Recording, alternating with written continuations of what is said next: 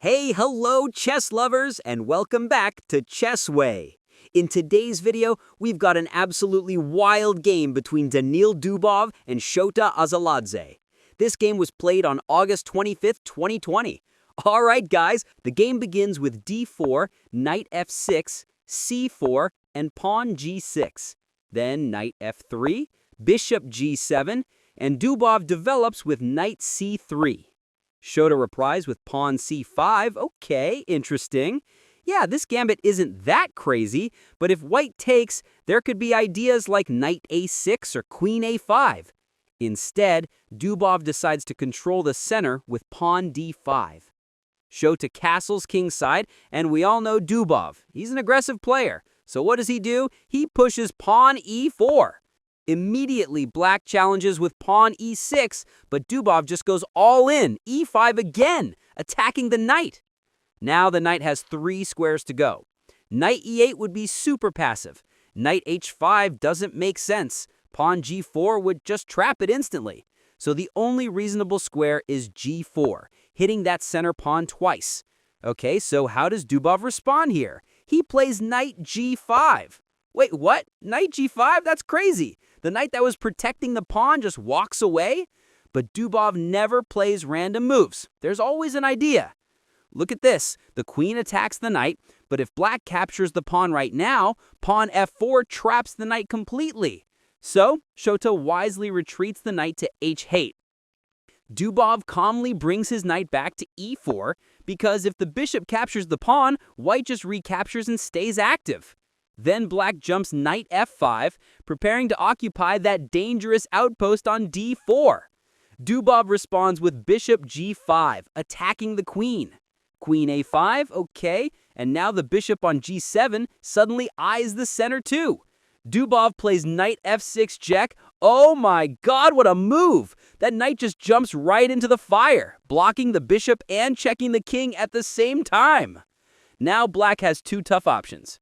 If the bishop takes, white recaptures. And since white hasn't even castled yet, the coming h4, h5 pawn storm would be devastating. So Shota steps aside with king h8. Dubov immediately goes g4. He's saying, get that knight out of here. After knight d4, Dubov doesn't hesitate. Here comes the pawn storm with h4. Feeling the pressure, Shota plays h6, trying to push the bishop back, but Dubov, oh no, he goes h5, sacrificing the bishop. Wait, what? Is this a blunder or a brilliant sacrifice? Let's check it out. If black takes the bishop, pawn takes pawn check.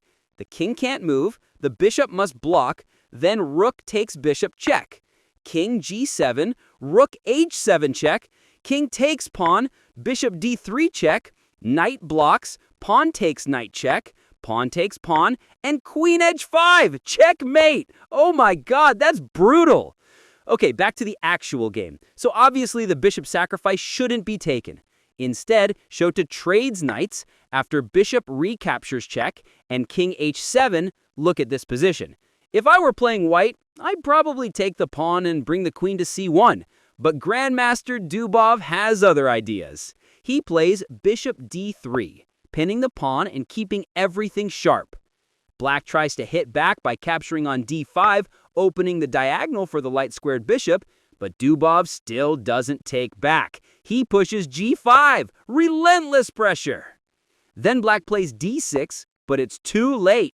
Dubov captures with check, pawn takes back, rook takes pawn check, king g8, rook h8 check, king f7, and this position is just falling apart for black. You might expect rook h7 check, but no. Dubov finds something even crazier. Bishop takes pawn check. Another sacrifice. Unbelievable. The king has 2 moves.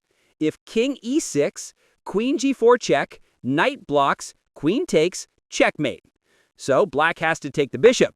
Then queen h5 check, king f5, pawn g6 check, and this is just over.